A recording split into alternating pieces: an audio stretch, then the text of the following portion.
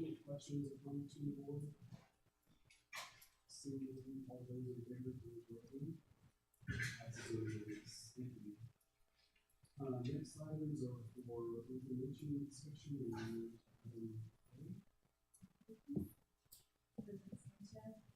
the spring 2023 Facility Advisory Committee provided a recommendation to the board in June 2023 for major facility projects along part of the years. In August of 23, the Facility Advisory Committee recommendation was accepted by the board. The Facility Advisory Committee party report and replacements were approved by voters in November of 23. Major facility projects were deferred to future bond referendums. Trustees had additional discussions regarding the FAC recommendations in August and again in November of this year.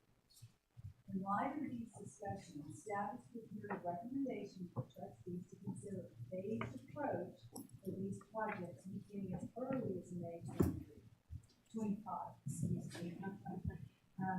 Mr. Miller will share the recommendation with the board discussion.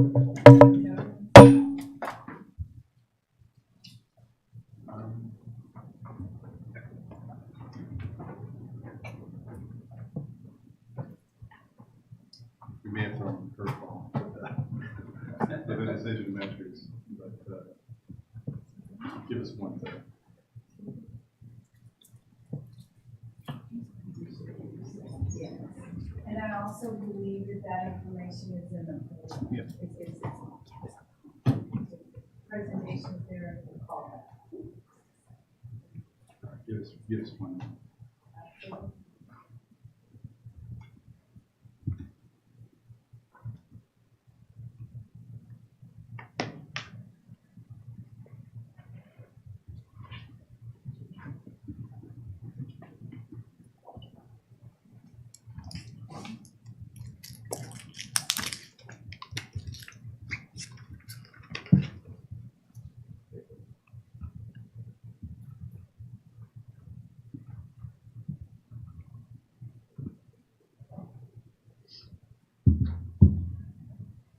Let me go.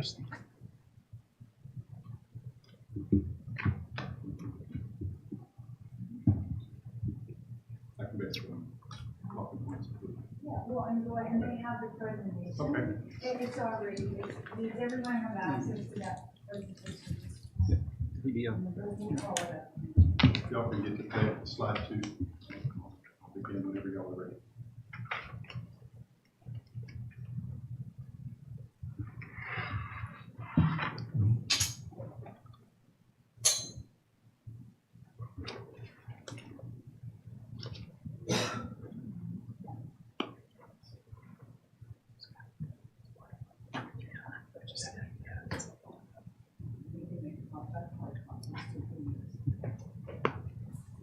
Yeah, y'all can probably get. I can follow along from his computer while we. Yeah. So beginning on slide 2, as Karen mentioned, we have back in June of 2023, the Facility Advisory Committee made a $614 million recommendation to the Board of Trustees. That recommendation included major projects, including rebuild or renovations of several intermediate schools and elementary schools. Also included critical infrastructure, priority 1 repairs and replacements, and priority 1 technology equipment. In August of 23, the board reviewed that information, accepted it, deferred all the major projects, which included the intermediate renovations, to a future bond program, and then called an election for $102 million. In November, Proposition B and C were both approved by voters, along with a voter approval tax rate election, which was a big part of what our push was related to those propositions. This past August and again in November, we had 2 board work sessions where we began to review the items and projects that had been deferred, to talk through phasing in and using a phased approach to those projects, really to consider the timing, consider the recommendation of the committee, and potentially come up with a recommendation to move forward. Tonight we'll present staff's recommendation based on a detailed review and discussion that we had recently over the last couple of years. All right. review. Alright.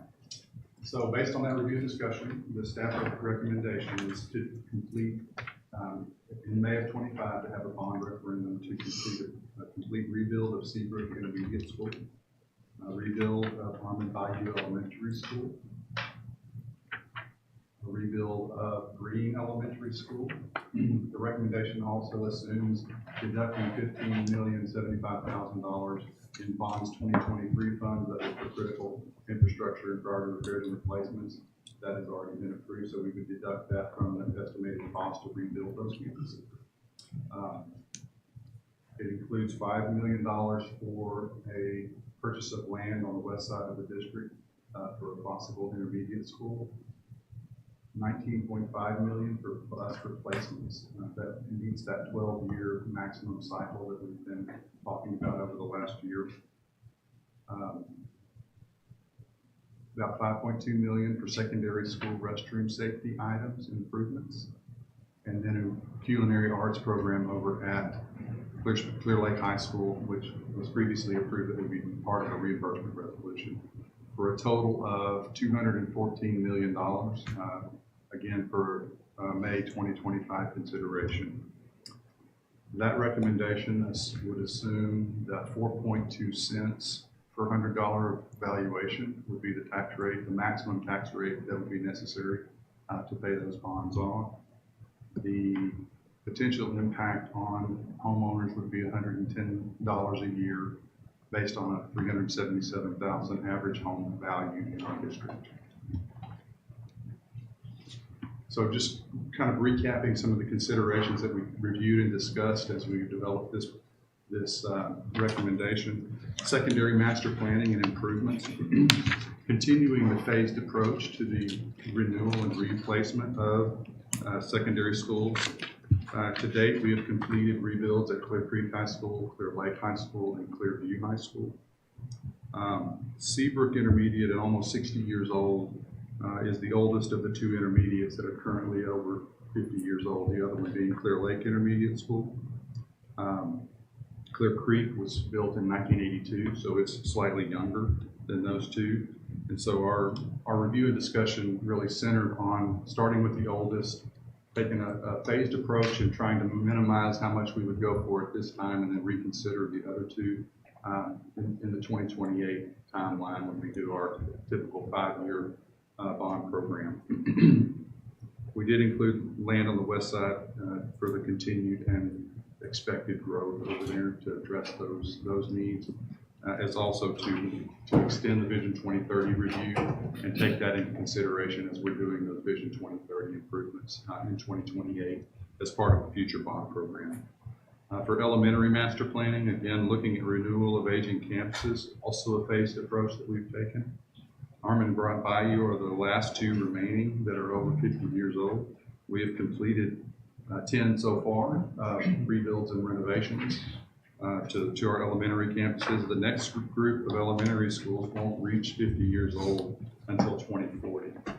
So we have a kind of a gap there that would allow us to really address these intermediate schools over that time period. So as we look at our long-range planning, that really fits well into how we can renew our older campuses over 50 years old. The next one being Clear Brook in 2038. It becomes 50 years old in that year, so that's a pretty large one that we would need to consider as we move forward. Other items, as we mentioned, include the secondary school restroom safety. Both our student panels and information we're receiving from students, along with the School Safety and Security Committee, this was a priority for them. I really felt like we needed to make some modifications to improve restroom safety so that all of our students feel safe going to the restroom at the secondary level. Clear Lake High School, as we mentioned, you guys approved a $2.5 million capital request to expand that program over to Clear Lake High School. That piece of this would be under a reimbursement resolution because it's within the required timeline to be able to do that as incorporated into a bond program. And then the last item is the buses. As we experienced last summer, a year ago, with that extended heat wave, it really had a significant impact on our bus fleet. It really laid bare the deficiencies we had in the condition of those buses, whether it's trip buses, students and drivers. We were all on the buses bringing ice and ice packs and trying to get through that heat wave. But we really began in earnest turning around to try to go from an average age of 12 years to a maximum age of 12 years for both route and trip buses. And so this would allow us to accelerate that program and hopefully have that maximum 12-year age by 2028, if I'm remembering correctly. And that would continue into future bond programs. So looking forward, beginning with what we're talking about tonight, that $214 million recommendation for a May of 2025. Then what that would do is leave Clear Lake and Clear Creek Intermediate Schools to evaluate in 2028 as part of the program at that time. Also the Vision 2030 improvements at the remaining intermediate schools. Infrastructure and priority repairs would also come in at that time, as well as technology. So you can see the dollar value of that likely bond program for review in 2028. Then we jump to 2033. We really would assume only at this time intermediate infrastructure and priority repairs, replacement, and technology. And then jumping to 2038, which would be where you would see Clearbrook High School addressing that as a renewal or replacement at that time. We've got up to $210 million in there for that, along with infrastructure and technology as well. So we're really looking forward to what we need to accomplish to maintain the condition of our facilities to make sure they're ready for construction looking forward. And that really gives you the timeline through 2038. And we're opening it up to questions and discussion. Thank you, Mr. Moore. Any questions from the board? I had one. Mr. Miller, on that bus replacement, would part of that be paid back? Because I know we've already approved, for some bus replacement. That's actually assuming to reach that 12-year cycle. Okay. By 2029, that $19 million, we've already spent the 2023 bonds to order current buses that you guys approved, I think in November.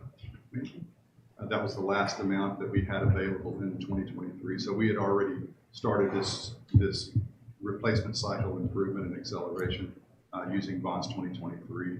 We did order short of what we needed, and so this $19.5 million would continue that through 2028 to ensure that we could get to that maximum 12-year for route and trip buses.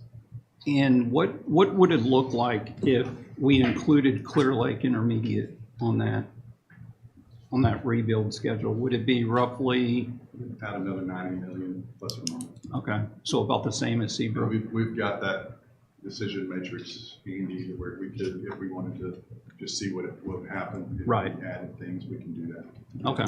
And just for the general public's sake, could you explain what happens in a rebuild? Because I think most people are thinking, can you explain just that's going to take care of roof, heating and air, chiller, et cetera. One of the things we look at is facility condition index. Is one of the things that we reviewed as we came up with the recommendation. We reviewed those items with y'all as well during those work sessions.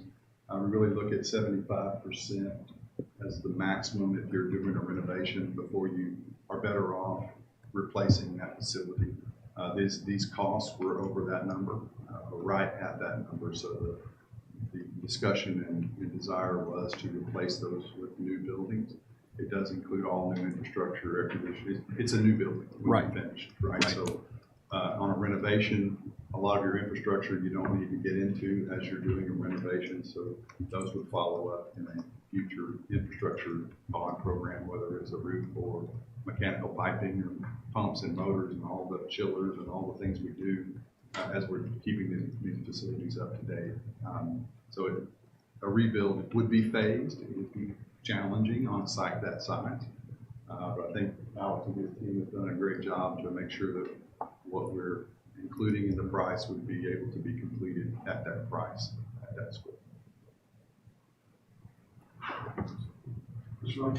Sure. I think my biggest question here, when we were presented various options at the last, not workshop, but right, the work session, I think we kind of came to a consensus around an option that was just the 2 elementary schools. So what changed between then and now to include Seabrook Intermediate? Because I know that'll be the most costly piece of this. And I think that inclusion is kind of a surprise here. So what has been added to, or I guess what new information do we have that has changed that recommendation? I would have to say the information that underlies the actual amounts and estimates and ages didn't change. It was just our continued discussion about the plan for the phasing approach of the intermediate schools. Trying to get ahead of some of those things that we know are coming.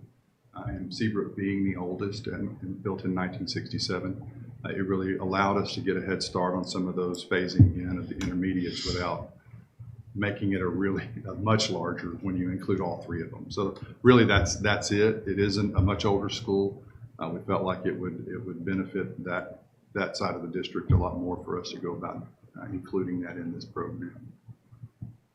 But the underlying information didn't change as far as age or condition. And that's great. We did have just some conversation, and knowing that that school is actually older and looking at what that might entail, knowing that was coming up. And so thinking that would be the first, just looking at phasing and what would the best phasing look like for this, and then looking at going back out again and trying to spread that out some. Yeah, I think my fear is with all of the intermediate schools is that we still haven't zeroed in on what our plans are because so much of Vision 2030 is tied into what we want to do with the intermediate schools. I'm still worried that we're not quite ready for prime time on facilities changes at the intermediates, and if we lock ourselves into a design now, then that limits our flexibility when we want to be looking at those things. Whereas I think with the elementary schools, it's pretty clear what our needs are, and I think there's broad support for those. But adding an intermediate school nearly doubles the cost of the bond, and also the tax rate impact is much higher. And so I don't want us to pursue something like that if we're not. If we haven't gotten to the point where we're comfortable that we know what our needs are yet, and I just don't quite think we're there. I guess the other question I had was about the land for the West Side Intermediate School. So I know I'm jumping a little bit ahead, but I have this demographer report in front of us, and we're showing our intermediate enrollment, which is currently 9,131, dropping over the next 10 years to 8,117. So we're going to, so 10 years from now, we're going to have 1,000 fewer intermediate school students than we have now. So I guess my question is, what is the logic behind looking at a site for an 11th intermediate school when we're expecting all of our intermediate schools to lose enrollment unless we have an open enrollment program that can fill them? Well, and I think there's a lot of conversation on, what's the future and what are we looking at doing to ensure that we maintain our schools. The growth is on that side, and at some point we, looking at, is there a different way to repurpose buildings that we already have? And we don't know. I mean, that is kind of down the line, but it's really almost being a little bit proactive. And you can speak to what is that time frame that we need to make a decision on purchasing land, if it would even give us an option for an intermediate. It's do we want to have that option as an asset? And I think you can speak to that. We always are looking to get in early whenever there's development happening, because it is significantly difficult for developers to assign, especially an intermediate site at 27 acres out of their development. So we had that process that's been ongoing. We are meeting with the developer this week to talk through some of that. Similar to what happened with the Westland Ranch. Obviously, we're not going to build a school if the enrollment doesn't dictate that we build that school.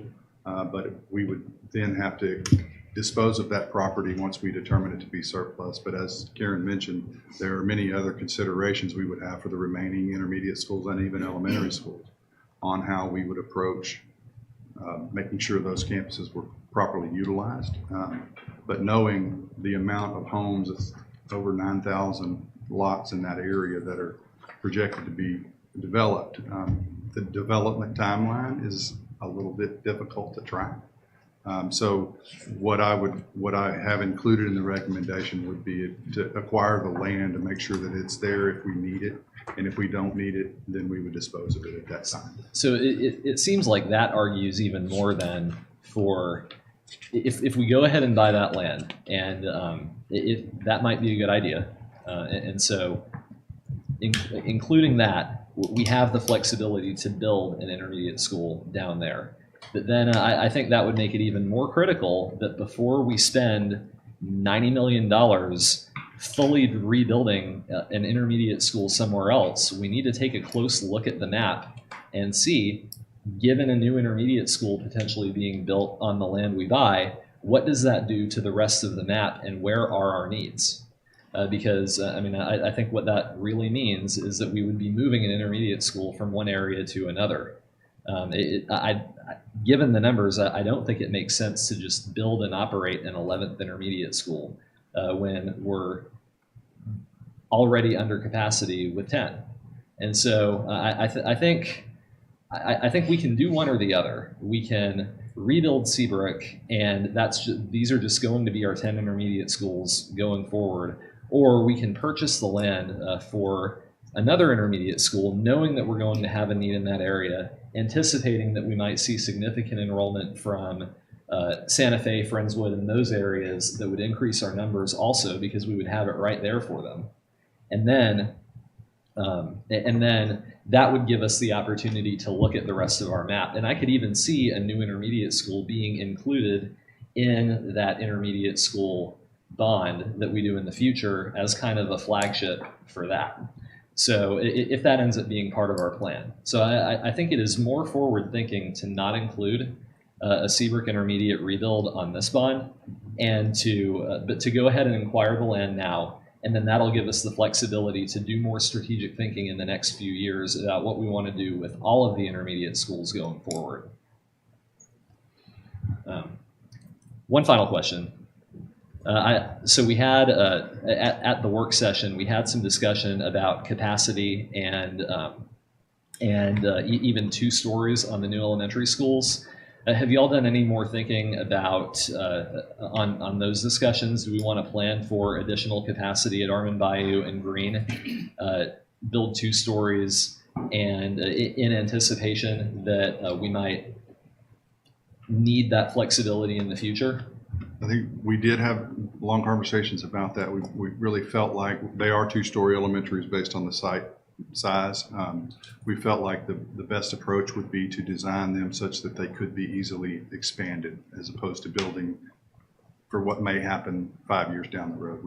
We could then go in and increase the capacity of those schools readily, much like we did at Clearview High School, where the way that we designed the floor and the floor plan and the layout allowed us to just add on if we ever needed to and change that capacity. So with our architects and engineers and Alex's team, we really felt like the best approach would be to just design it properly where we could add on.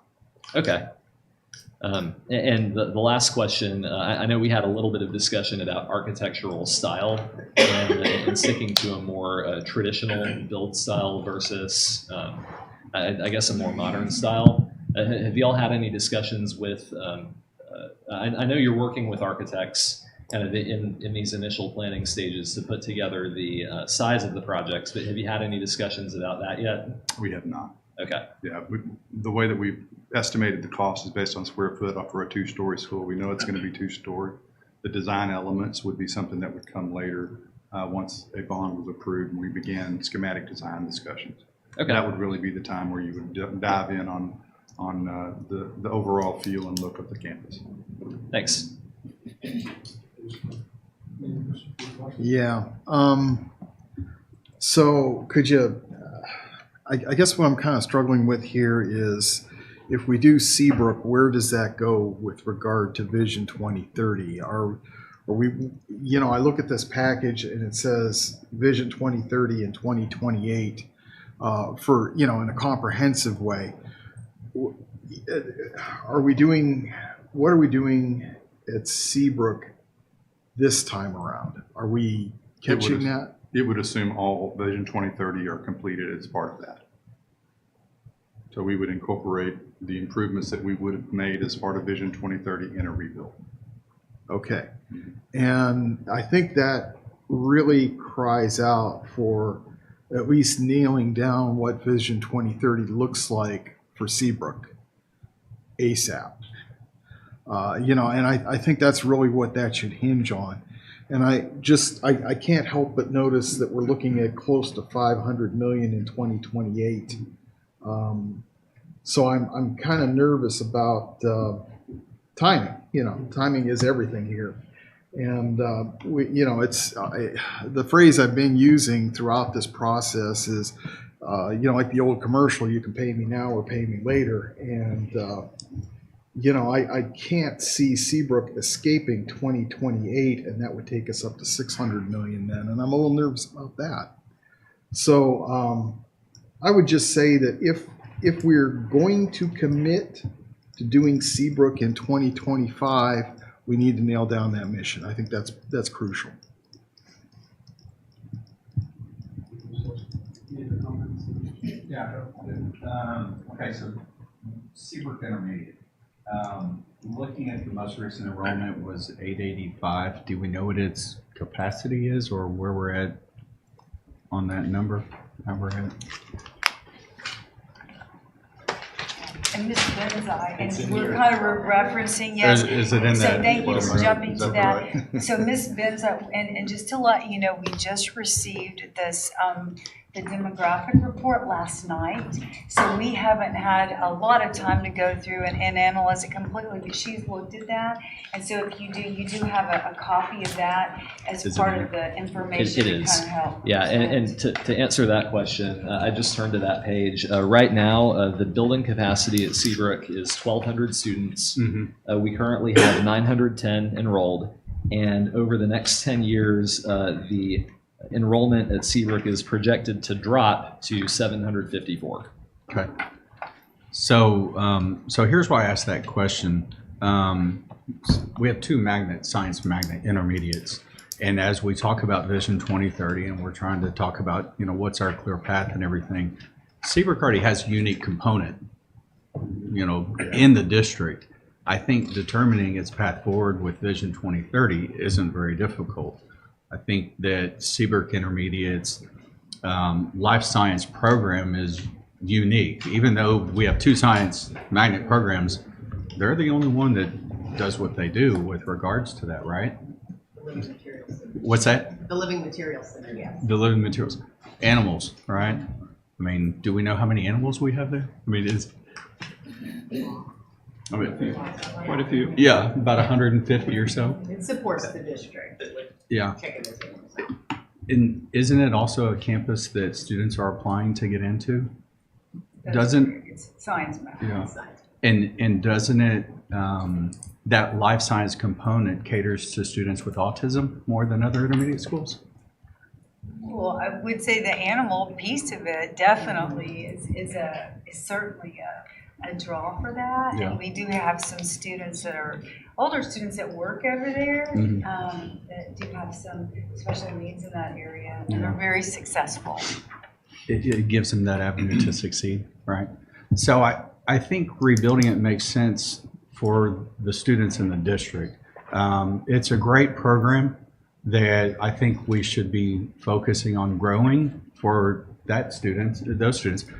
I mention that about the autism because I do know parents who have applied for their students to go there because they have autism, and what that offers their child is unique for over every intermediate school in the district.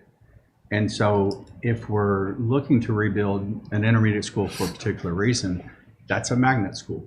Clear Lake Intermediate, Clear Creek Intermediate or not. So there's a service there at that intermediate school that's unique, that's different, that really addresses something that we've been focusing on, trying to help students have that thing that, that drives them through education. So, if you're rebuilding it and with Vision 2030 in mind, excuse me, in 2030 in mind, of any of the intermediate schools, it makes sense to rebuild that one first. It has a program. It already has a path forward that we're not trying to figure out, and it is the oldest of them, and anybody who's been out to Seabrook Intermediate lately knows, the condition of the campus. I think it's also a Leader in Me campus, right? Is Seabrook Intermediate? No, Not, Seabrook's not later. Not yet. Bay. Okay, Bay Elementary out there is. Yeah, Very close. yeah, their neighbor. Yeah, we're a Leader in Me district, so. Yeah. But so I do think there are some unique things about Seabrook that we, can create more opportunities for more students. That life sciences program wasn't there 50 years ago, but because of where it's at, that should maybe be that focus for Vision 2030 for that campus. So I offer that. The other thing, and I know this is discussion, not debate, but I will tell you that cost of real estate is going up, and buying it now for hopefully $5 million and 30 acres, 25 is not enough. 27. We have 25. It's not enough. 27. When you listen to League City's growth plan, November 6th, they had a developers meeting and a community group come out to the Civic Center, and they had everybody there talk about growth and how they're going to have that growth in League City. Nearly half of the city is on that side of town to develop. So it would make sense from a real estate perspective to buy it now rather than wait 10 years, because it's not going to cost $5 million 10 years from now. Those developers are hot, and the city is hot to develop that part of town. They have everything from the Pearland Town Center plans to, first floor offices, second, third floor residential, things that the city has not seen yet. So that's very important for us when we're providing a service to the residents to be forward thinking with the developers. Whether we go in this neighborhood or that neighborhood on that side of town, I think that's what they're determining and saying, it's a budget plan, and 2028 is 4 years away. You wait another 3 years, 4 years, 5 years after that, and it's not going to be $5 million. Yeah. So to that point, I think that's why I am convinced on the intermediate land purchase for $5 million. I think it is a good idea for the reason you state. Now, we need to be clear-eyed about the fact, though, that when we get over to that side of town, when you look at the map, a lot of that development is not happening in Clear Creek ISD. Most of Clear Creek ISD is built out. There's a little bit that's not in that Westland Ranch area, but most of the growth is in Santa Fe and Dickinson ISDs. Despite being in League City. Now, I want those kids to enroll in CCISD anyway, and we're going to talk about that next. And I think a new intermediate school could be a good attractor for that, but that's something we need to be kind of clear-eyed about. Because that could be a huge benefit for us if all of that growth happens in those neighborhoods. We have a brand new intermediate school for them, then they could stay with Santa Fe or Dickinson if they wanted to, or they could just go right down the street, enroll in Clear Creek ISD, and their funding goes with them. So I think that could be a huge benefit to us if we get ahead of things and we have an intermediate school there waiting for them. So I think the land purchase is a good idea. But I think that makes the Seabrook rebuild even more difficult strategically, because it changes the picture of what's going to happen with all of the intermediate schools. And so I really don't think the Seabrook rebuild is quite ready for prime time yet. Rebuilding a school or renovating it doesn't change the school. It may give them a little something extra, but ultimately you still have the same people, you have the same programs, you have the same community. And And so it can be helpful to them, and sometimes it solves problems. But schools are not buildings; they're people, and building decisions should be about building needs and facility needs. And so I think we need to really nail down what the facility needs are at Seabrook Intermediate and across all of our intermediate schools and all of our buildings before we commit to something that drastic. Whereas with the elementary schools, I think that's pretty well understood. And I mean, there may be little questions here and there, but we pretty much know that Armand Bayou and Green have to be done. So that's kind of what I struggle with on Seabrook. The other thing too is at the end of the day, we still have to put out a bond package that'll pass. And I mean, adding Seabrook doubles the price tag. It causes a 4-cent tax increase, which is a lot. It's more than I think we've ever asked for at one time. And so when you look at the cents of tax increase, not necessarily the dollar value of the bond, but the size of the tax increase that'll go with it, I think I think the highest we've ever requested is 4 in a bond several years ago, and that was a gigantic bond. So this that 4.2 I think is going to cause a lot of heartburn, and if we can limit that up front while we work on our plan for all of the intermediate schools, anticipating 2028, and we have a longer term communication strategy over the direction that we're going, then we can start doing some of that work up front to convince the entire community that we have a great long-term plan for all of the intermediate schools, and we're not just rebuilding one because we think it might need it a little early. So that's kind of my thought there. Just adding this up, if we did a bond proposal with the elementary schools and the land purchase, but did not do Seabrook Intermediate, then it would be $124 million instead of $214. And I don't know what that looks like in terms of the tax rate, but probably 2, maybe 2.5 cents, if I'm doing the math in my head right. But I think that's a lot easier sell for May than a larger bond would be. So that's kind of where my thinking is right now. Yeah, I have a question. I realize this is kind of jumping ahead a little bit, but I do think it does tie into this. Do we know if the demographic forecast, if that includes new enrollment from these new subdivisions that are going in way over on the west side, the southwest side of the district? And the reason I'm asking that is when I look at our enrollment forecast for the intermediates, all of them decline. Every single one of them declines except for Creekside, which is the closest to that area, that and Victory Lakes.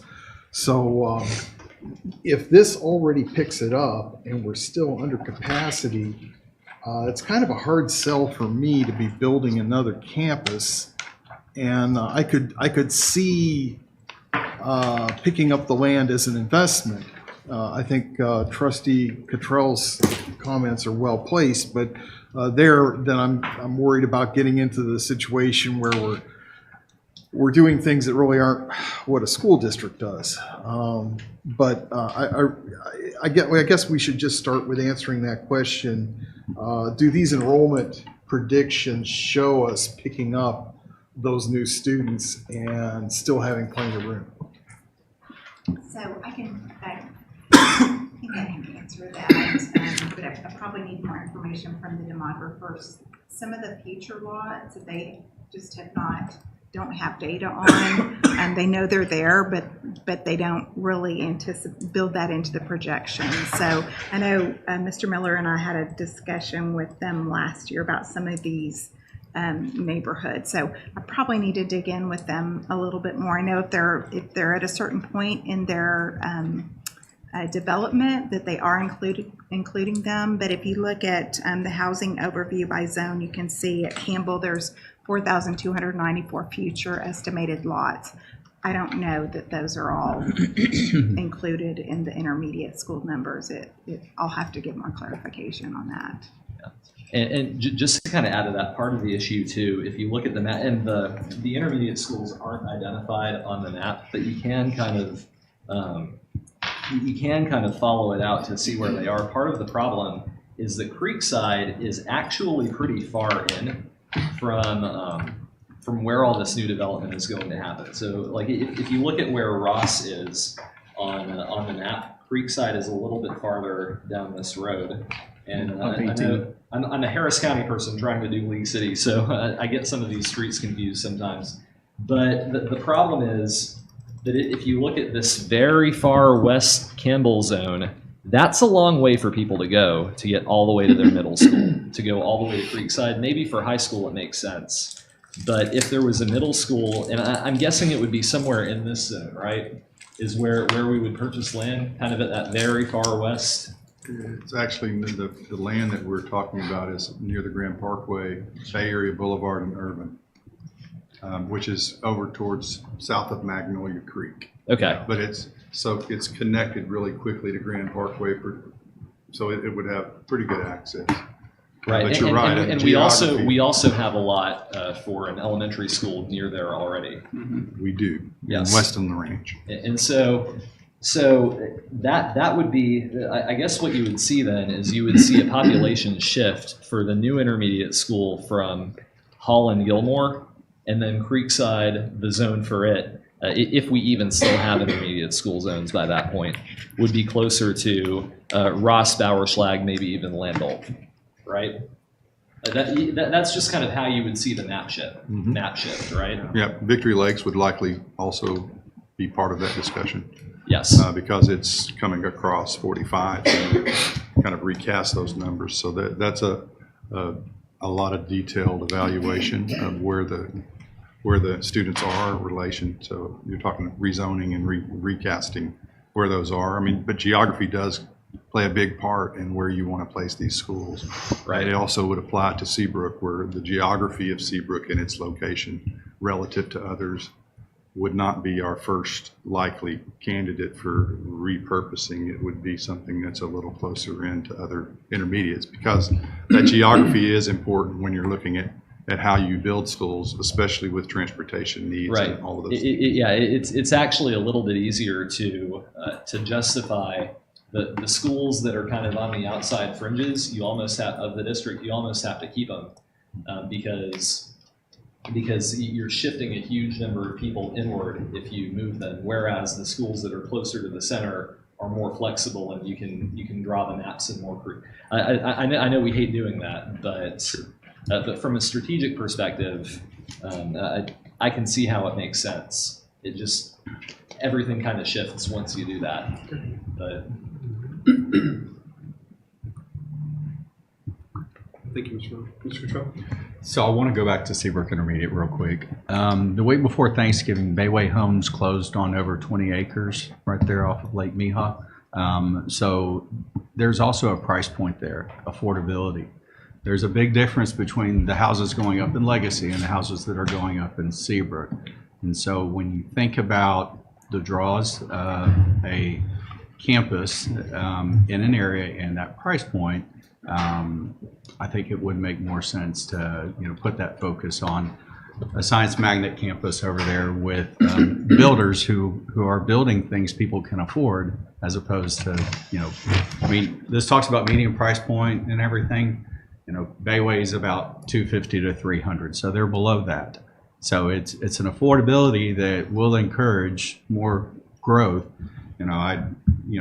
These economic or these demographers' predictions are one thing, but the reality is, builders are buying that land and to build affordable houses.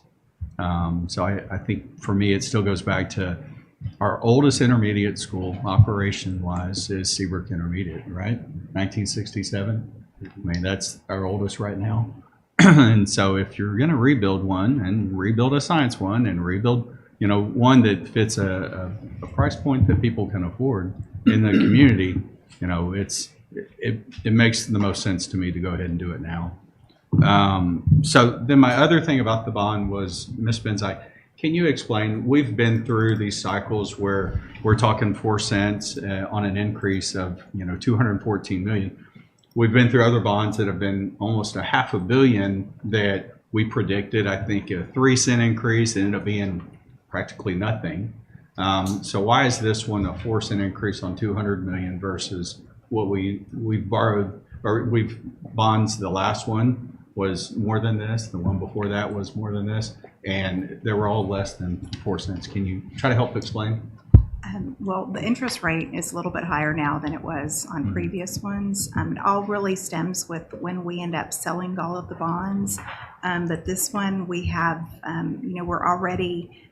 we committed to staying at 27 cents. And so if you look at our budgets forecast over the next few years in our debt service fund, we're actually eating into our fund balance in there to cover our principal and interest on our current bonds. So, we anticipate in here 3.5% property value growth over the next, I believe they used 5 years. If we have higher property value growth, we may not need the full 4.2 cents, but it did start slowing down here this past year. So I don't think that we're going to keep seeing the property value growth that we've seen over the past several years. And that's really probably the biggest factor, is the slowdown in the property value growth. But again, if we end up, have underestimated that growth, we may not need all 4.2 cents. But assuming that this is what it will be, then we'll need the 4.2 cents for sure. Yeah.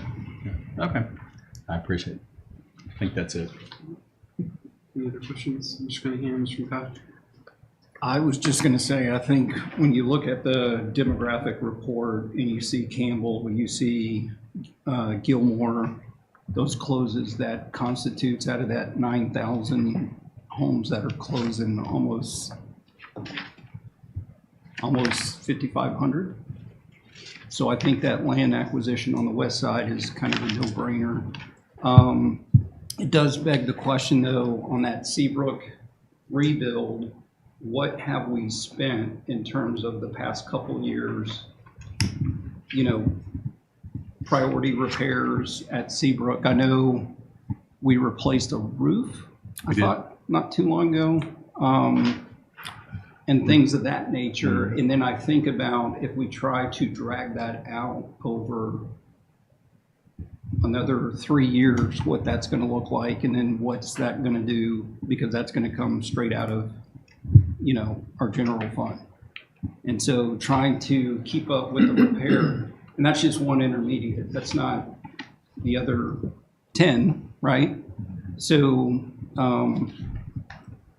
that begs the question, what do you do, right? What do you do? So we could provide that information in a Friday packet for sure.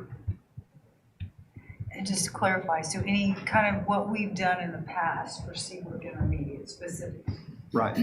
Well, you mentioned the roof. Is there I'm assuming you're talking about any of our previous renovations or priority repairs and replacements that we funded out of bond program previously. Right. And I know we've done that. We secured the front, just off the top of my head. Right. But what that looks like, because like I said, maybe people need to have the information of what that's going to cost, and keep in mind that that's just one school that we're trying to maintain. We still have 43 other campuses that we have to maintain as well. Right. So what does that look like? What does that, that anticipation? I know we had talked about it. I agree with Trustee Bowen and Trustee Larson. I think we had thought Armand Bayou and Green were going to be on it. Didn't really know, Seabrook or Clear Creek, I think it was. Yeah, Clear Creek was going to be on that. But knowing that that's coming, or Clear Lake, knowing that that's coming down the pike, that's going to be kind of interesting. Because I think that kind of begs the question, do we hold off and pay more later on down the road, or do we bite the bullet now? I do like Mr. Cottrell's point that last, if I remember the 2017 bond, we had said it was going to be 7.2 cents. And I think when it was all said and done, it was less than 3 cents. So, you know, granted, interest rates were way low back then than they are compared to now. But, you know, it's kind of one of those things that we anticipate interest rates dropping. You know, we heard that they may drop, they may whatever. So it's going to be interesting to see. So. Thank you, Mr. Miller. Mr. McKay, any comments? No, I just feel like we've got a lot of things going on all at once here. And I feel like, yes, we had a work session, but it was very surface level. I think there's a need for probably another work session to start kind of meshing what we're looking at here in these 2 items that we have today. Because if you take them separately, I don't think you can. I think they have to be discussed at the same time. And I think we have a lot more kind of discussion to have that with maybe some more details, you know, that it warrants probably another work session. So just from a logistics standpoint, knowing that we have to work backwards from when we would call for a bond election, can you just remind us that timing? Right, I believe February 14th.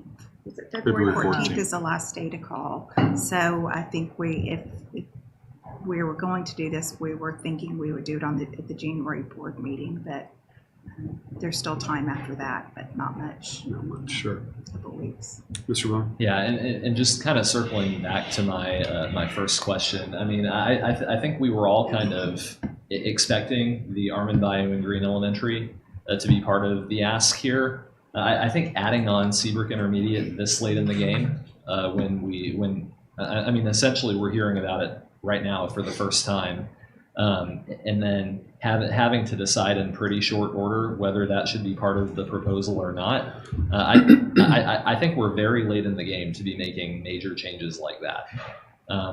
I think the best path forward is just to stick to what we discussed at the work session, which was Green, Armand Bayou, a couple of priority projects that we kind of talked about, and then the culinary arts program, and then adding on the land for the West Side Intermediate, because I think that is a good opportunity that is pretty forward thinking and doesn't necessarily lock us in, because if we decide to do something different later, we would just have to sell it.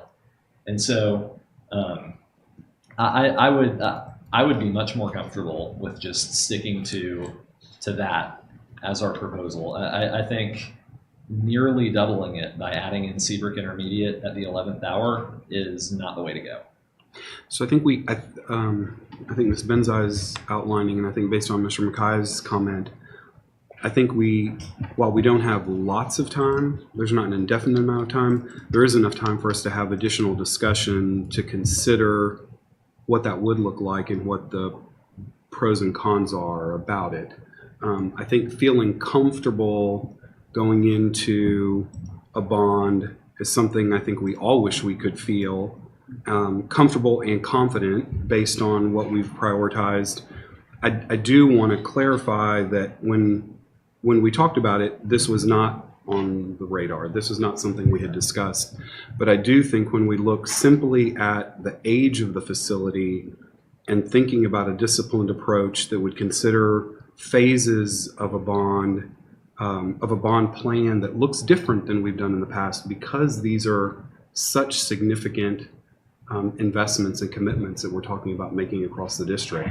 If a comfort level doesn't feel right this time because of the cost of an intermediate school, the comfort level doesn't get better the further we go out. And so I think if additional discussion is definitely worth having, so that at least we go in fully aware of what it means to push something out. I think more than anything, I'm thankful that you all brought it forward as something that we should at least take into consideration, knowing that there are several others in the queue that come right behind it. The cost is going to be there. The unique aspect of Seabrook already exists, and so 2030 gives some of the other campuses maybe some of what has already been happening at Seabrook. And so I think I have less apprehension around, do we know what role it's going to play and what we need there. I think there are things that we would do that, would meet that. And we're not going to design something that's not flexible, that doesn't allow us to adjust the space and for it to be multi-purpose. Yeah, I'm just saying, at the end of the day, I mean, we're going to have the vote on this, and then people in the community are going to be asking us, they'll be asking us as board members, should I vote for this or not? And on the last bond, with what we limited it to, I felt very comfortable telling people, yes, vote for it, because it's limited to only things we need, only things that we've studied extensively, and that was what we felt comfortable asking for at that time. And so the same thing is going to be true for this one. At the end of the day, whatever we put on the ballot has to be something that each of us feels comfortable telling people in the community that this is something we need right now. It can't wait. We are limiting what we're asking for to what the district needs, because ultimately you're paying for it and you're having to vote for it, and the debt is being taken on your backs. And so I have to be able to, with a straight face, say yes to that question if I'm going to vote to put it on a ballot at all. And I'm there with Armin Bayou and Green, but in the last 20 minutes, I have not heard anything that gets me there on Seabrook. So that's kind of how I feel about it at this point, and that'll be a personal decision for each of us. But ultimately, we want to get to the point where we put something on the ballot that's actually going to pass, and that we're feeling good enough about that we can encourage other people to vote for it. So. Anyway, that's at the end of the day, that's where we need to go with it. I will say that we have plenty of time, and if we have to put together a special workshop, we can definitely do that. I personally, because I have not stepped foot in Seabrook probably in the last couple of years, and when I was there, it was for an event, and so I didn't really. But we've toured Armin Bayou, we've toured Green. I would like to tour Seabrook, whether that's a weekend, holiday breaks are coming up. I'm flexible, so I know it's asking a lot of staff, but I would not mind taking a walk through Seabrook and taking a look at Seabrook. I think that's only fair, because like I said, we did tour Armin Bayou, we did tour Green. And when I'm pushing on the walls at Green, I'm like, okay, yeah, we definitely need to do something here. And so, me personally, like I said, I wouldn't mind. It's the opposite side of the district for me, because I'm on the west side, but I would like to at least take a walk through, take a look at it, and, see for myself. So. We're available on weekends. We are very available, and we'll do just like we did before. We'll set something up in December and see if that time works for people, but we'll absolutely set something up as soon as possible and then get that swap like we did before and let you go and tour, and we'll absolutely, Alex. So I'm working all Christmas. Okay. Yeah. We are here for that, because that is so important to look. And, absolutely. And really just looking at, I think probably what we did and thinking through this was looking at that phased-in approach and the dollar amounts that were, coming next, and what does that need to look like, and maybe do we need to spread that out. But I do think it's a very important conversation. So yes, we'll set that up. Mr. Larson, did you have? I was about to say, Trustee Cunningham, you just took the words out of my mouth, because I think before I go to the taxpayer and ask them for $180 million, or even just what is it there? It was $90 million for that. Before I ask the taxpayer for $90 million, I think it's worth that amount of my time to take a good, close look and understand what the needs are. Okay. Yeah, Wednesday looks good for me. I don't know about Some of us work, Jameson. Oh, it's good.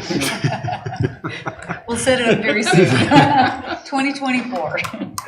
Sounds good. Any other comments or questions? I'll make one last comment, because I know a lot of times we talk about these these new buildings in real estate terms, not to pick on you too much, but we think about, well, we're going to be building all these homes in this area. We need a new school that'll be an attractor there, and it'll be good for those property values, which is true. The problem is it gets paid for by everybody in the district. And so if you do that too many times, then yes, we're helping certain neighborhoods one by one, but the entire district, including the neighborhoods that aren't getting something new, their taxes just go higher and higher. And as their taxes go higher, this becomes a less appealing place to live. So part of making sure that we have an appealing community for everyone, including the people who have lived here for decades and maybe even paid off their houses already, is making sure that we keep our taxes affordable. Yeah. And that's a big part of that picture too. So it's like classic Paul Hazlitt, right? If you've ever read economics in one lesson, you have to look at the seen and the unseen. I'm thinking back to high school economics class, right? Like you see the big new building, you see the great new facility, but what you don't see is the added tax load across the entire district to pay for it. And those start adding up also. And if they add up too much, then we create a real problem. And so that's just, it's something we always have to consider, right? That there's a benefit and there's a cost. And do they equal each other out, or is the benefit worth it? And I think, again, we've gotten to that point on Armand Bayou and Green. I look forward to looking around Seabrook and seeing what our needs are there.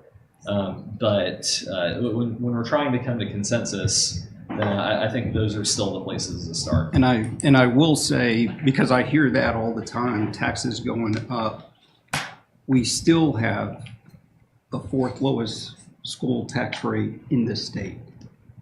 So I do want to reiterate that point, because I hear that and I'm like, out of the 1,000+ school districts, the fourth lowest in the state. We want to keep it that way. Exactly. Yeah. So, okay. One last thing, I wanted to say that I really do, I'm very enthusiastic about meeting and having another work session about this. It has not escaped me that we're talking about rebuilding a campus at the far east end of the district, and we're also talking about getting an influx and reserving land at the far west end. And while that's going on, we have literally hundreds of seats in campuses, intermediate campuses in the middle. And so I just don't think we're thinking about this strategically. I have this nagging feeling that we're overlooking something here, and maybe a little bit of rezoning or maybe a little bit of scoping the size of some of these projects might get us to where we need to go. Again, that's not a vote against acquiring the land, because, like they say, they're not making any more of it. But I just don't. I do appreciate the looking forward pages in here so that we can kind of map this out. But I think we need to do more of that, and I think we need to also think in terms of space as well as thinking in terms of time. Yeah. And again, like I alluded to when we were discussing the West End Intermediate School, it may, once we get very far into our intermediate school strategic process, it might even be the case that we will have largely done away with intermediate school zoning. If every intermediate school takes on a new program and we adopt a more magnet model, then it might just end up being the case that everyone goes to the intermediate school they want. And we might be getting closer and closer to that already. And that makes a lot of these conversations a lot easier. But we're just not going to know until we've really all spent some time together, just focused on that one problem. And whatever the solution for Seabrook and the future is going to come out of that discussion. And so I look forward to having it. But it's we definitely we're getting closer, but we're not quite there. I think we would have to probably up the request for buses if we were letting students go anywhere, and we'd have to reconsider what some of those budgets would look like. But Definitely good discussion. Thank you for all of the questions. Thank you, Mr. Miller, Dr. Engel and Alice for the information. I appreciate that trustees would ask for a work session to have a deeper discussion about something that is important. At the end of the day, I think what we can stand confidently in is that these recommendations come with a long-range view of facilities that are aging, even if they are not maxed out in student attendance today, and an obligation for us to not allow them to get into disrepair, so that the conversations we're having are about things that are just not even functioning in days that we're not able to operate a campus for a variety of reasons. And so when we talk about a campus approaching 60 years old, I think it's part of the responsibility we have is to take into consideration how does that fit within future campuses that are also aging, and what we need to do that in a way that's not going to get cheaper, so with time. So thank you all for that discussion. Next item is admissions and interdistrict transfer. Okay, thank you. And so another item for discussion, and based on Trustee Bowen's request at the November board workshop, on December 4th, the Board Policy Committee discussed possible changes to FDA local, the district's limited open enrollment policy. And staff provided data for the Board Policy Committee as an aid to support decision-making. Data regarding surrounding district policies, enrollment, and interdistrict transfers numbers that we currently have right now were shared. In addition, the committee discussed statutory limitations on calculating tuition for interdistrict transfer. That's something else we shared. The information was presented in the Friday packet this weekend, and staff will summarize these findings to begin the board discussion this afternoon. And I'd like to just give Ms. Sarr-Mechanic a brief opportunity to summarize kind of what that policy committee meeting entailed. And then we also, as a follow-up to some of the questions out of that policy committee, Ms. Polson has just current open enrollment or limited open enrollment policy communications. We have surrounding districts, and we gathered that information Mr. Moses will share.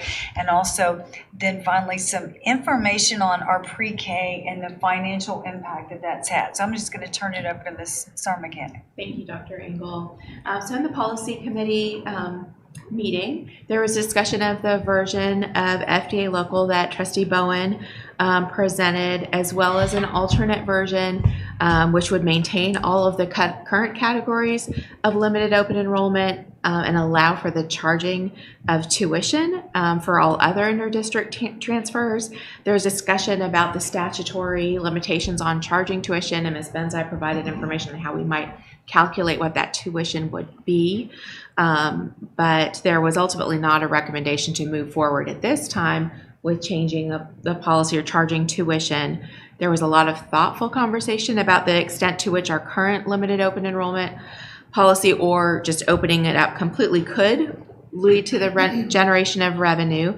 And Ms. Benzai will provide some helpful information about our rollout of pre-K as an example.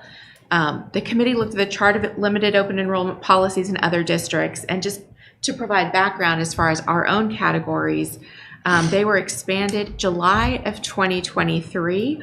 Our policy was expanded to open our current limited open enrollment up to grandchildren of district employees, grandchildren of district residents, and children of non-residents who work on federal property. And then in response to legislation passed the 88th session, House Bills 1959 and 2892, just in May of 2024, CCISD also opened up limited open enrollment to non-resident peace officers and service members who reside within 10 miles of CCISD boundaries.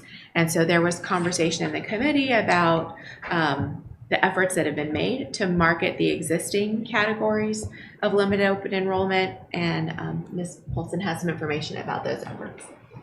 Thank you. So between December and to February 1st, we will have spent $15,000 in direct marketing for our limited open enrollment program. This is very similar to what we actually did last year as well. recognizing that it's a relatively new concept, so it does take some time for people to really become aware of it. But we also will be sending out into our 65 and older. We capture that list through our tax office of those that have the 65 and older tax exemption. So we know those are potential grandparents, certainly not reaching all of them. But we did do postage mail, and we will again, to let them know that this opportunity exists for their grandchildren. And then we also, through social media, it's become quite robust in how you can really target some key audiences that you want. In fact, we just launched a bunch of that today for grandparents as well as parents with toddlers that is promoting our pre-K. So we have direct advertising going to those stakeholder groups. And then we certainly have earned media, which doesn't cost anything, but that's, and you probably have seen it, we've included it in our Friday reports, that we have received coverage from our local news organizations, Community Impact, Galveston South Belt Leader, and the Galveston County Daily News is upcoming. So those are just little things that we've been doing. Actually, not little, they're pretty significant when you think about the investment. And then also with our city partners, so that we are reaching our peace officers who work within the cities that we cover but reside outside of the district. And certainly with NASA as well. We've had some great partnerships with NASA to be able to share that information with the federal employees that work at NASA, extending on to their contractors as well. And also, Mr. Moses and Dr. Stallings put together just a spreadsheet that has some information about surrounding districts. It was very helpful. You want to share that? So I know this was shared at policy and probably sent to you, just to go through it very quickly. Obviously, the highlighted schools are the niche best that came out on that report here just recently. The enrollment is the size of the school district. TDA has a district transfer report that you can access, and it tells you the number of students coming into your district, the number of students going out of your district. It also tells you where they're coming from and where they're going to for numbers greater than 10. So you can see exactly where your students are coming in from and where they're going out. The percentages there are just simply based on the in number against the enrollment and out number against the enrollment, and then how each district sets up their open or limited enrollment and what restrictions are per district as far as limited open enrollment. So took the time, several of us got in there and did different things to help this out, but I think it's a good document to see how our area districts approach open enrollment and the percentages that it actually affects. Ms. Benzai, do you want to share? Yeah, and then we've got open up to any questions, the document's right there. And then Ms. Benzai, we really had a little bit of conversation. We gathered more information about our pre-K. Right, and so pre-K is a little bit different, but it kind of, it's as we have this discussion, it gives us some things to consider. Back in, if you recall, back in 2023, we did charge tuition, a very low tuition rate to students, and we filled in our classrooms of pre-K that had low enrollment, and we would open it up to either employees or folks in the public to pay tuition to come and enter into pre-K. And at that time, we didn't add staffing for it. It was just, this is the required staffing we have. Pre-K students that don't qualify for the pre-kindergarten program do not generate any state funding, just as a reminder. So that tuition helps cover the cost. In 2024, we added 2 pre-K classrooms in an attempt to try to grow our pre-K tuition. We actually, number of students, we actually doubled them. So we went from about 80 to 163. We also raised our tuition rate. We doubled it. And so we really, in 2023-24, actually, just looking at our cost, brought in close to a net of $700,000 by doing this. Moving into 25, our goal was to bring in 400 tuition-paying students. We added 16 classrooms. Ultimately, we ended up not utilizing 4 of those classrooms. But what happened is we only brought in 265 tuition students. So we didn't quite hit our mark. We hope we will continue on next year and reach that mark. But we did fall short on our revenue projections. And so really we've basically broken even this year, even though our enrollment for pre-K has, over the past 3 years, tripled.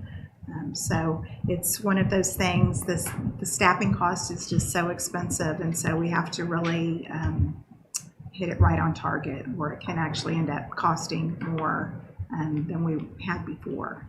So that was just an example that we had. We do plan to increase our tuition for fiscal year 26 by about $250. So we'll continue to focus on efforts to increase the number of students as well. So really, that's just kind of a summary of some of the information that we presented at policy for everybody, and then also a little bit, we had a few questions, and we put that in the Friday packet, but wanted to share that information and then open it up for discussion. Okay, thanks everyone.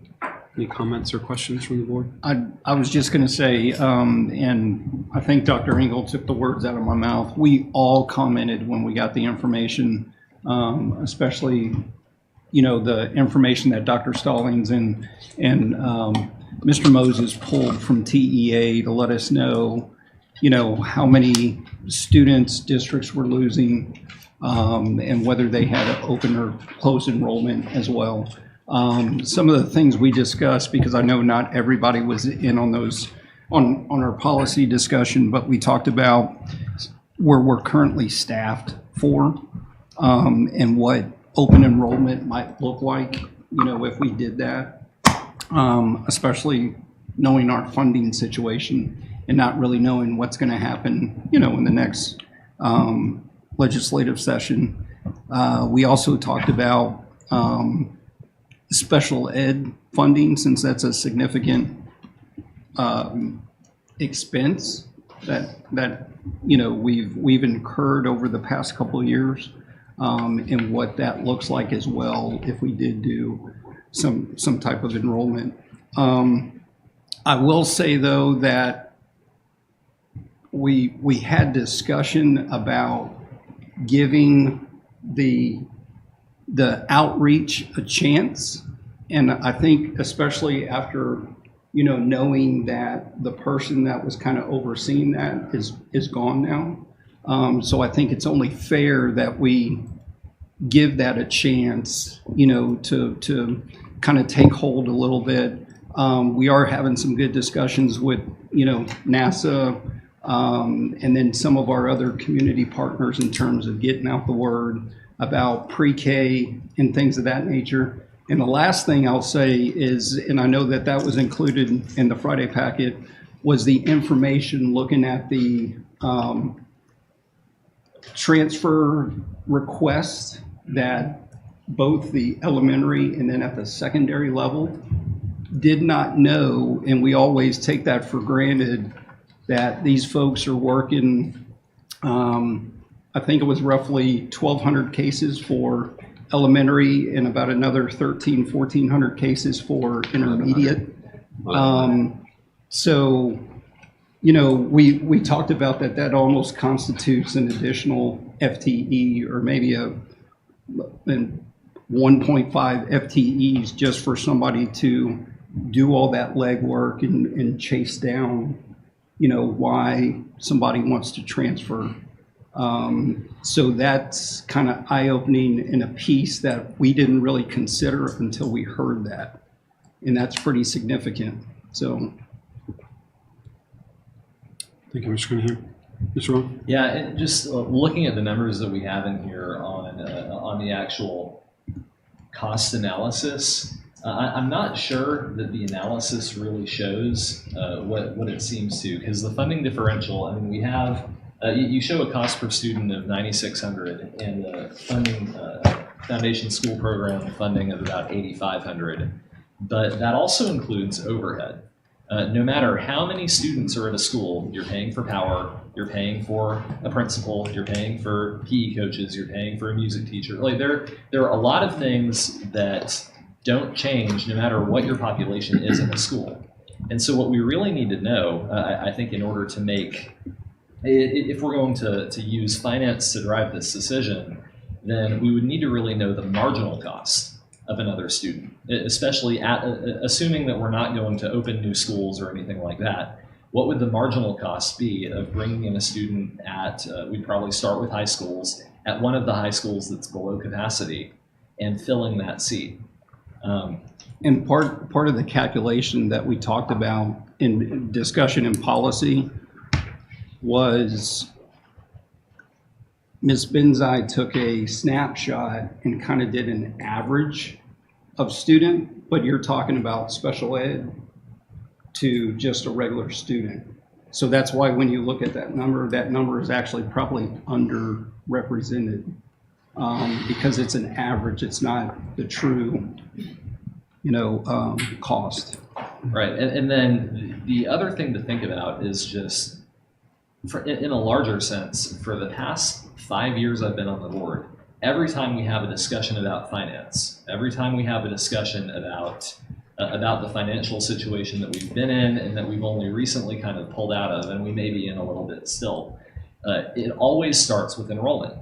That's the source of our problems, is declining enrollment year over year. We're losing a few hundred students, and that's causing all kinds of problems in state funding, in schools having below capacity, even in not being able to make certain classes, make certain programs, get enough students in a school to justify offering everything that we wish we could offer.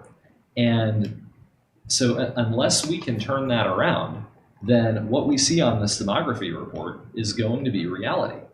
And the schools that we, like, you think about any elementary school we go into right now and how lively it is and how many parents there are participating, just cut 15% off of it. And that's what a new elementary school is going to look like in 10 years. That's what a high school is going to look like. And we see what kinds of problems that causes in terms of parental involvement, in not being able to offer programs at every single school. Like enrollment, there is a financial impact, and I think there's some more that we wish we knew about it, but also we know that it has had a financial impact. But lower enrollment, it causes the exact same problems that you see when a city loses population. You look at the Rust Belt and the cities that used to be great shining cities. As people started leaving them and they started losing population, you've got empty buildings where there used to be people. The exact same thing happens to schools, and I think we're already seeing the effects. And so the nice thing, if you think about the profile of an open enrollment student, someone who took the effort to actually transfer into our district because they were outside of it and they wanted something better for their family or it worked better for them, that's likely to be an involved parent. That's likely to be a student who wants to be here and is going to show up. And so I think at some of our campuses that are being hit by lower enrollment the hardest, that kind of student might be what helps revitalize those campuses a little bit. So I think there's still a lot of arguments in favor of doing this. I think if we create a policy that just allows open enrollment at the discretion of the superintendent, which is exactly what it would do, then you would have the discretion to manage how we roll that out across the campuses, and we wouldn't have to start with the entire district immediately. It may actually make the administrative load easier because we're not having to verify that students have grandparents. We're not having to verify that their parents are federal employees or anything like that. If they applied and they meet the qualifications, they're in. That makes it easier. That makes it more manageable. And so I would still like us to vote on this next week. And I would like us to create space on the agenda to do that. because I think it's a conversation that's only going to become more urgent every single year, especially looking at the future of our district and what our enrollment is looking like if we don't do something. And so I believe very strongly in it, and I want us to take a vote. So.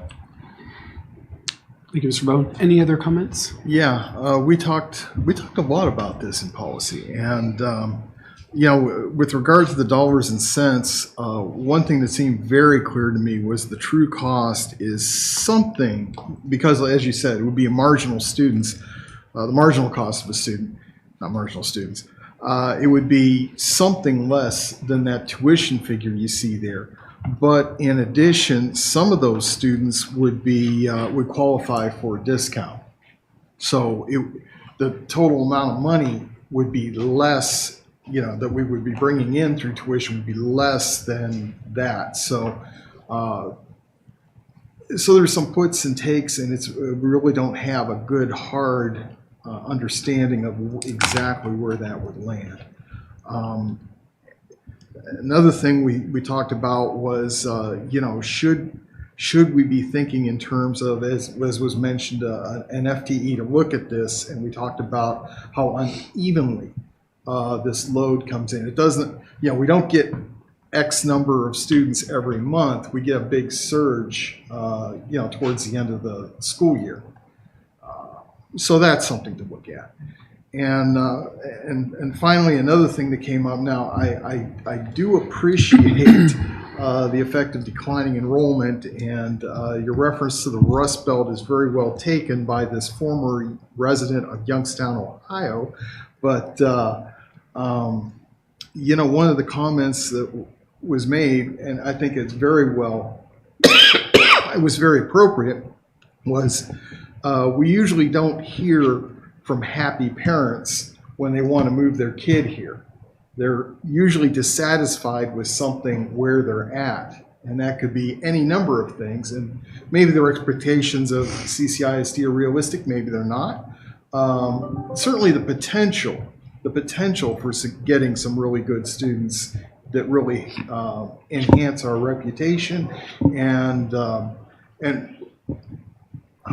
interact very positively with our resident students is there. That the possibilities there. I think where I ended up with this is, as you said, the language in this revised version of the policy gives the discretion to the superintendent as to when the rollout occurs.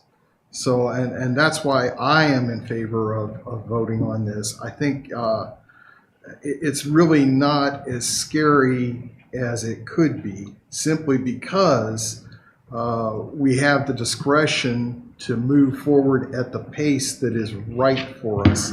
This doesn't obligate us to take anybody tomorrow, next day, next month, or next year. Thank you, Mr. Larson. Any other comments from the board?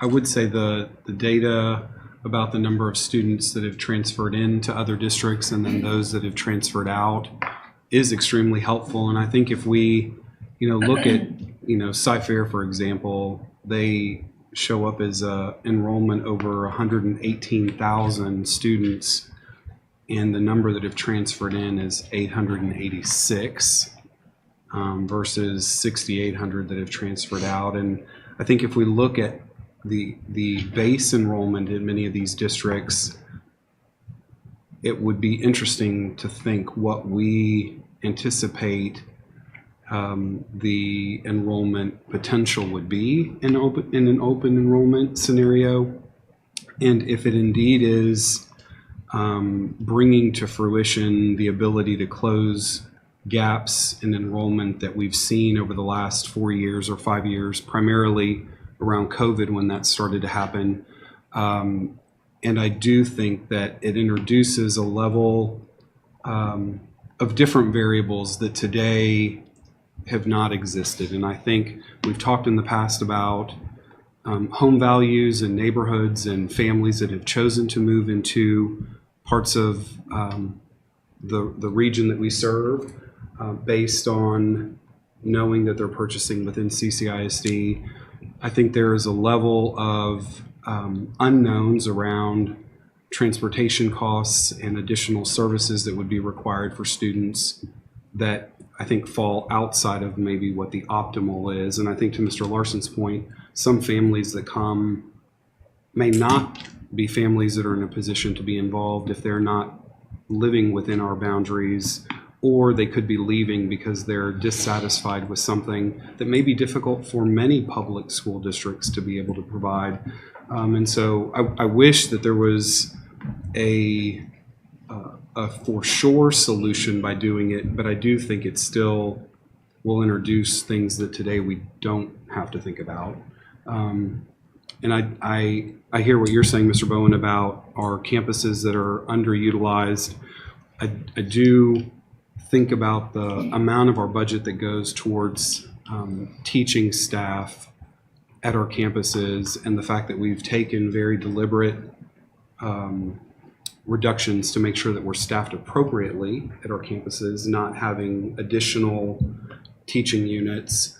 And so what we would be doing is ultimately needing to introduce additional potential would be other than additional students in the district. I don't know that it brings the windfall that I wish we could count on. It definitely gives a potential for some increase, which is different than the position we're in today. I don't know what that means for our story 3 years from now or 5 years from now. Yeah, and at the end of the day, I mean, there is so much debate, and I think a lot of us have different ideas about this between big schools and small schools, right? Some of it, like, I think, I mean, I went to Clear Lake High School at the absolute peak of its population, and there are other board members who went to high schools that had a couple hundred people. So, I mean, like, we've all experienced that differential, but I think we can all agree that whether a big high school or a small high school, a big elementary school or a small elementary school is better is debatable, but an empty school is bad. And we're going to start seeing over time, our schools are going to get emptier and emptier and emptier. And my concern is that it's a self-fulfilling cycle where maybe we get a few years down this demographic road, and our schools feel emptier than they ever have, and people start leaving because they want something better. And we start seeing even more people transfer out because they don't want to send their kids to schools that aren't what they used to be. And if we're going to stop that from happening, then we have to act quickly and we have to act deliberately. And so anyway, I think if I make the motion to have this policy, or I guess I'm not making a motion, the request to have this added to the agenda for next week to be voted on, I think the policy as it's shown in the agenda packet today achieves what it would need to achieve.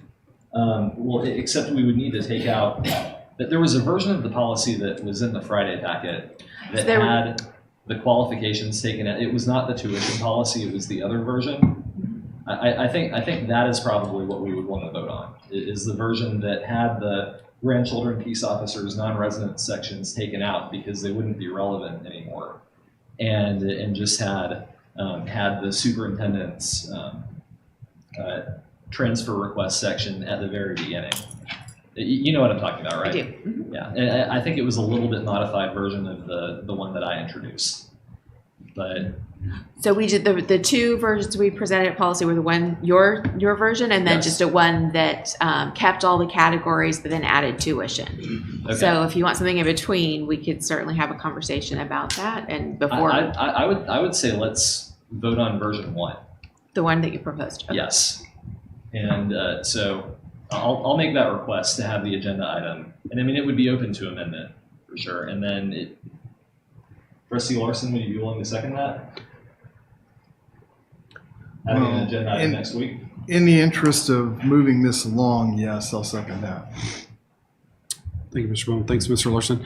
The version that you submitted, Mr. Bowen, will you remind me, did it include any limitations to distance from open enrollment? Could someone from the Woodlands? It did not. But if that's something that would make the policy stronger, then I mean, we could amend it in. So I think as we think about taking another step towards what this can potentially mean from a benefit to the district, having my recommendation, just based on conversations we've had in the past, is recognizing that some mileage limit, Well, whether that's So a conversation we did have in the policy committee was that we do think, after consulting with other attorneys and districts, that that we would not be required to provide transportation for anybody who qualified, who was granted an inter-district transfer. So we would not be providing transportation. That previously was the reason for providing a geographic limitation, was in the event there's an interpretation of the IDEA that required that, but we feel more confident now that we would not be required to provide that for any transportation student. for any student. Yes, sir.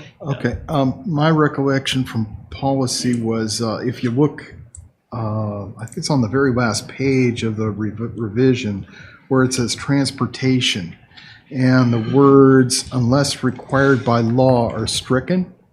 I don't recall that the reason that was struck was because the change in wording from the version you submitted. I recall that the reason for that was that everybody who would be coming in by this policy, who we would be required to be, well, everyone who we would be required to provide transportation for would be coming in through a different policy and not through this one. Right. For under McKinney-Vento, for homeless students, we're required to provide transportation, but this would not be the policy that would enable them to. So yeah, for the version for next week, I would want that should be included. If that's a revision, y'all look at. And there was also conversation policy committee about taking out the deadline. There was deadline language, and there is currently in our existing policy a February 1st, and we had discussion about the fact that it would be beneficial to not have the deadline stipulated in policy and just do that through regulation. Yes, Okay. yeah, or the application, through the application process, and just require them to abide by our application deadlines. Right. So if that's something that could be added. Yeah, I'd be in favor of including those. Yeah, like I knew there were little changes that y'all made that went after what I sent in, so I'd want to make sure that's in there. Well, I think what I'm saying is the revision under transportation is moot. It doesn't matter which version of this we have. Because there is no requirement under the law. Exactly. But it was a recommendation to take that out so as to not to Indicate suggest that to there might anybody be- that there might be some legal avenue for getting transportation as an inter-district And transfer. I would think if a student transferred in from the Woodlands, that's probably because of a situation that student is in, like some kind of a parent is moving or something like that, and not really. I doubt there would be anyone living up in the Woodlands who really desperately wants their kid going to Clear Lake High School and is going to drive an hour and a half every day to make it happen. No, we go get Never say never. We go get people from Conroe, Woodlands. And you know what? If they want to be in Clear Lake High School that badly, It's a good thing. maybe we should let them. That's a good thing. That's a good thing. But Okay, but I'll just say, just based on our discussion, just knowing staffing levels and things like that, I'm not in support of it. And I don't see how to get around that, even if we put it up for vote next week. But Okay. Fortunately, tonight is not a can't vote. vote. It's just for discussion. So any other comments before we move on? I would just encourage everybody to look at the TEA leave data. We're competing now for students, whether we like it or not. Hallsville ISD last year took 90 of our students. That's an online school. Beta Academy, what did they have? 57. Deer Park took 73 of our students through open enrollment. Whether we like it or not, we're competing for students. right. So I think we need to give ourselves the tools to be able to compete. I just, if you look at this lead list, and do we do exit interviews like for students? Sort of, maybe. it's very telling. If you just look at the data, it's all there. International Leadership of Texas, they just opened up 28 students. If another big charter comes in here, you're instantly going to lose another 500 to 2,000 students. It's the way public education is now, and the population is declining. The student population is declining. So at some point, you got to scrap. That's what it's looking like. I mean, you know, you've got charter schools opening up. They're going around apartment complexes, signing people up on the spot. Those are our students that you're never even going to see, because that's not the traditional model of how public school works. So I just think we need to give this some serious consideration and make it part of the work session, because I think these two topics are so heavily related that, you know, we need to kind of come to some consensus of what we want this district to look like. Yeah.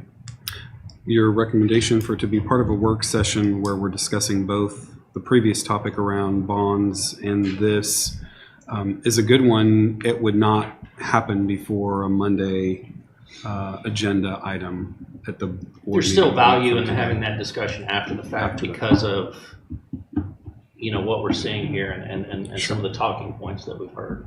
Sure. And in support of